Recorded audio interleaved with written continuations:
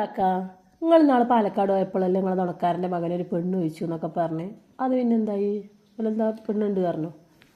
അത് ഞങ്ങളന്ന് പാലക്കാട് ചെന്നപ്പോഴേ ഈ ഫിറോസ് കുന്നംപറമ്പിലിൻ്റെ ഇല്ലേ വീട്, അവൻ്റെ വീടിൻ്റെ അവിടെ പോയിരുന്നേ. അപ്പം അവിടെയൊക്കെ മുസ്ലിം ഏരിയയാണ്.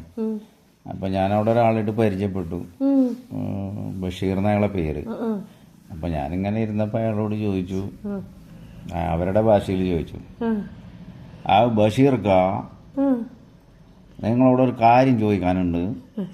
എൻ്റെ ഒരു കൂട്ടുകാരൻ്റെ ഒരു മകനുണ്ടേ, നല്ല ചെക്കനാണ്, നല്ല പണിയൊക്കെയാണ്, നല്ല കാശുമുണ്ട്, കുറേ ഈ പെണ്ണ് തരണം, ഒന്നും ശരിയാവണില്ല.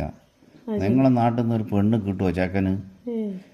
അപ്പോൾ അയാൾ പറയണേ, അത് നിങ്ങൾക്ക് എന്താന്ന് ഭ്രാന്തുണ്ടാ?